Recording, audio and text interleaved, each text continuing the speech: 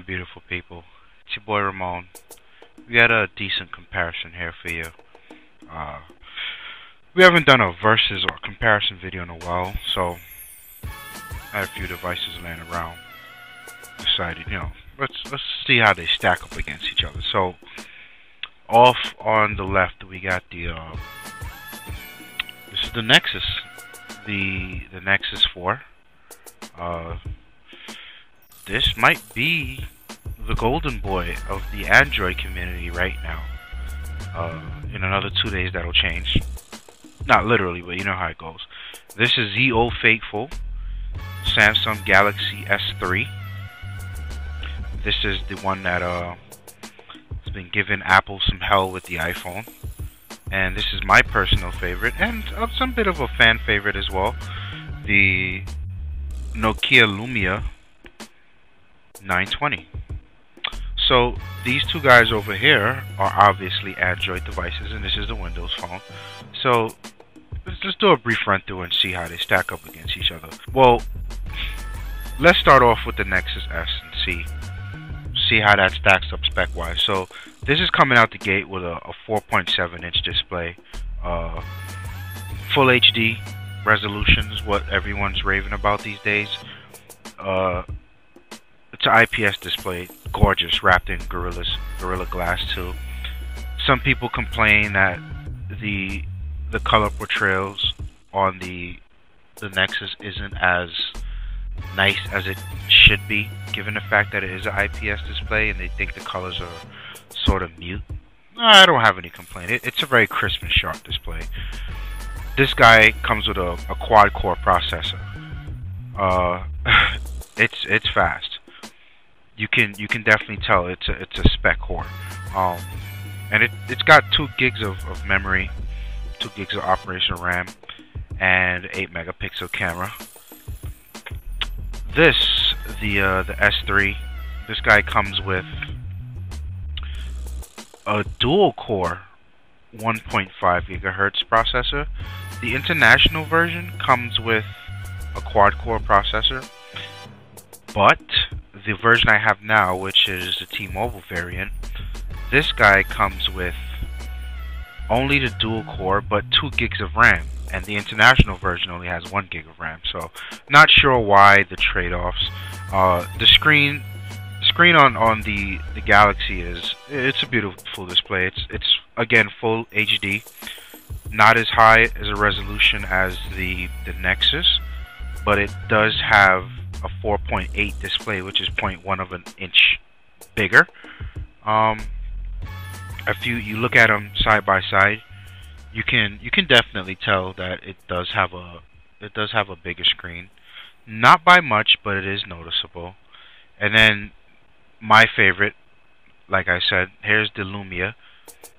The Nokia Lumia weighs in with a 4.5 inch display, HD quality screen as well. This guy's got a dual core 1.5 gigahertz processor and 8 gig of RAM. So it's still in the running. It's still a very powerful phone. I like it. I love the screen on this thing is gorgeous, especially with the Windows Phone UI. If you take a look at the screen, it can be kind of hard to tell where the UI actually stops and the bezel of the screen begins. So it's a nice feature. It makes it seem like a bigger screen than it actually is.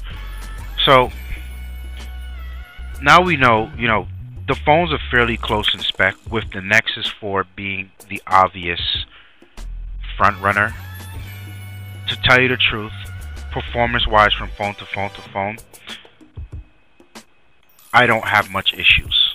And here's the thing, in the gingerbread era of things, it was so bad, Android. With the latest ice cream sandwich, and both these devices are running Jelly Bean, by the way. So this is 4.1.2, and this is 4.2.2.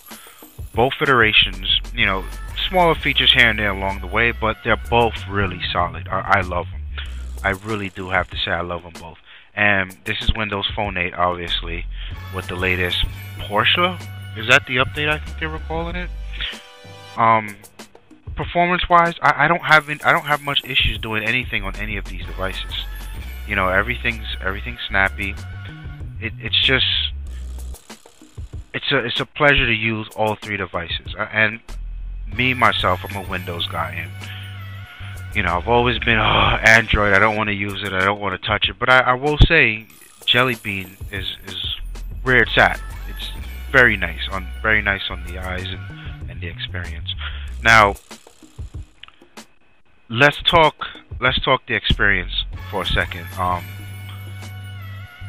Coming from the Galaxy 3, and I didn't have the Galaxy 3 for too long. I actually had a Galaxy 2 before that, which is right over here, and you know, it looks like a dinosaur. Yes, it's all dusty and whatever. But coming from this guy to the Galaxy 3. Let me talk about the Galaxy 3 first. It was such a difference, and I sort of saw. I didn't quite get the whole rave about the Galaxy 3, and you got to get it, and so on and so forth. And then upgraded from the 2 to the 3, man, what a difference. You know, the phone was obviously a little slimmer, and even though it still had that plastic feel, it wasn't all the way plastic. It still felt good. It was a nicely designed phone. But the difference for me was the buttons here. You know, here's the menu button, here's the back button, this is the home button. So I can't tell you for the life of me how long it took me to figure out that you have to hold down the home button to get to your multitasking. Especially after seeing a lot of the videos on Jelly Bean and was looking for a multitasking button. It took me a while to get used to that. So, but overall, I mean, the Galaxy 3 comes with Samsung's UI on it, and I can't say that I'm a fan of it. It works, don't get me wrong, but I feel like these icons are a little too playful. You know, it didn't have an overall flash that I like to see on a device. But listen, the Galaxy 3 was it's nice. The whole TouchWiz thing, it's nice, and they've got the widget with the clock and the time. It works. I have no idea. Especially, I have no qualms. I'm sorry. Especially coming from somebody like from T-Mobile, this thing supports the Wi-Fi call and that UMA feature that not a lot of carriers actually buy into. So this was a nice device. But and I'll put the link. I'll put the link in the notes as to, you know, the story and how I acquired the Nexus 4. It's a really dope story. Shout out to T-Mobile for that. Excellent customer care over at T-Mobile. Can't say enough about that. The Nexus 4, man, out the box, this thing impressed me. And let me get it straight. You know, the Nexus 4 is, this thing can be had straight from Google for about $350. That's really cheap for an outright phone, a phone that isn't subsidized. And now I get it why this phone can't stay in stock. So this device is fairly special for a few reasons. One, I like this digital this digital trickery, or whatever you want to call it, that's going on in the background here. That's really nice. The design of the phone, the edges are fine. It's not the thinnest phone, and it's not the thickest. It feels nice in the hand. But on the front, what you really notice is this edge-to-edge glass with the drop-off. It's curved at the side, and I can't explain to you how nice that feels in the hand. You know, and the Nokia's got it too, but it just feels so nice on the Nexus. And the second part of this phone that makes it really special to me is 100% Android. This is all Jelly Bean. This is how Google intended Android to look like. This is how they intended it to work. There's no skinning, no TouchWiz, no sense. There's nothing. This is just Android right out the box, how it was intended. And I love that about it. It's not that it's any faster then it's not that it's any faster than the Galaxy. That's not it. You know, it's just the fact that it just looks elegant. It looks plain. It looks nice. It works. I can dig that about the Nexus. That quad-core processor. I don't play too many games. You know, I'm more of a business-oriented user when it comes to my devices. So email. I do a lot of my social networking stuff. So, you know, like G Plus, I'll be on there a lot, and Facebook and Twitter. These things all work fine. No qualms with any of that stuff. And I can, you know, sometimes scrolling through G Plus, I can't even say I feel that quad-core processor, because that's more reliant on the speed I'm getting from either my Wi-Fi or the network at the time. So it's tough for me to say that I did notice the quad-core performance. I think I may have played Temple Run once, and it did load up a little faster than it did on the Galaxy 3. But I know as part of the Android world, specs is what's important to you guys. You know, you guys want to know, yeah, I've got a quad core this, got a double core that. That's important to you, and that's fine. This right here is a great device. And then off to the, you know, the Windows phone, Nokia. I've been rocking Windows since it came out, and I just can't get enough of it. It's often the most elegant experience for me. It just works. Like I can't explain to you, you know, what it feels like not to have to turn off my phone for weeks at a time. You know, emails come through as they should. Browsing the web, like this is my workhorse. What I found is I'll fall back on Android for certain apps, like obviously Google Plus and Instagram. That's where you'll see me actually using my Android device. But for the most part, this is my bread and butter right here. You see, I've got my work email here. I've got my pictures, which is already tied into SkyDrive, and I'm a big Microsoft guy. So all of my pictures already already there on my SkyDrive is a big deal for me. No matter where I am, I have access to all my albums. You know, that's something that I just love as a power user and as a Microsoft user. I'm fully vested in the cloud, SkyDrive especially. I dig the social networking integration. You know, I am something of a social networking whore. So I need to have social networking, again, Facebook and Twitter, at my fingertips when I need to. Interestingly enough, I'm gonna be adapting Google Plus. That was part of my resolution for the year, and it kind of sucks that there's no decent, you know, Google Plus solution over on Windows Phone. You know, that's a bullet you gotta bite. What are you gonna do? It happens. It's a war going on, and that's, you know, they're gonna act like that. So when it comes down to how I use these devices, I can honestly tell you, this I don't currently use it. I actually gave this to my father. Interestingly enough, he asked for this as opposed to the iPhone 5. So I thought that was an interesting you know, change in tide. I don't know how many you guys out there have experienced that, but that was fairly interesting to hear a parent ask for, you know, he referred to it as the Galaxy.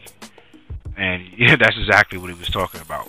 So to me, these two phones are very much relevant in my life. I can't make a comparison as to which one is best for me, or, you know, which one which one does more or doesn't do more. Oftentimes, to me, it's what I get to first. What phone is close to my grasp? What I do more on my Windows phone is actually my music, because I've got a Xbox Music Pass, so I do all of my music on my Windows phone. Also, I've got like you could expect, I've got my office stuff. So a lot of my articles and a lot of the notes that we share for the podcast and all that stuff is done right on my phone as I commute or I'm out and about. And then a lot of my social networking. Plus, this is my main line, so I do a lot of my texting and my calling and so on from this phone. This guy here this is just my toy, but it's still, like, you can see the analytic apps for Google is, I would say it's on par, but I've got one here in the Windows Phone. I just prefer the analytics app on the Nexus, so I use that to check my analytics, and also I've got my Instagram and my Google Plus, which are huge, and the YouTube app actually allows me to upload from here. There's no app that'll allow me to upload from my Lumia, which kind of sucks, and I'm waiting, hoping that a developer can address that, or Google can cut it out and work with Microsoft, and vice versa, because Microsoft been doing some madness to them as well. But I say I use my Lumia about 60% of the time, 60 to 70. What I can tell you is I'm a big photography guy, and my Lumia this is hands down what it comes down to when I'm taking pictures. When I'm taking pictures, when I'm taking video, the camera on the Nexus is really not that great. It really isn't. I mean, it's an 8 megapixel camera, so on and so forth, but you can really tell that they skimped on the quality of camera on the Nexus. And I read a piece the other day where one of the lead developers from the Android team said the next Nexus device is going to have an insanely good camera. So I know they're aware of, you know, the fact that they got some work to do. But photography-wise, it's always going to be my Lumia. And here's an interesting solution, right? I take pictures with my Lumia and actually, you know, have them uploaded to my SkyDrive, and then I pull them down from my SkyDrive on the Android phone and post them to Instagram or Google Plus. So you know, it's interesting to see these gaps in technology, you know, that I really need, and I can't, for what I do, I really cannot survive with just one phone. I know a lot of people ask, well, what about the iPhone? You know, the iPhone just doesn't fit into my life anymore. I have no iDevices at all, and I'm not. I can honestly say it doesn't mean anything to me. So, yeah, what are you gonna do? But listen, even though the Galaxy is not mine anymore, I gave it to him like 2 days ago.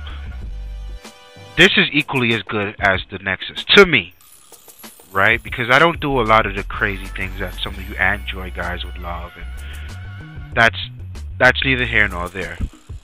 The Galaxy 3 is very well still in the mix, and it's still a good phone. And if you were to be looking for an Android phone, I could still recommend the Galaxy 3, and I'll still recommend the Nexus. You know, and depending on what you want, if you're not an app-driven person, this Windows phone is pretty good, man. So, listen, I know this is going to be a hot one, and I know you guys got a bunch of thoughts. So, leave some comments. Let me know what you think. You know, these two are my breadwinners. Camera sucks. Not enough apps. Still good. You know what it's like. It's your boy Ramon. I'm out of here. Peace.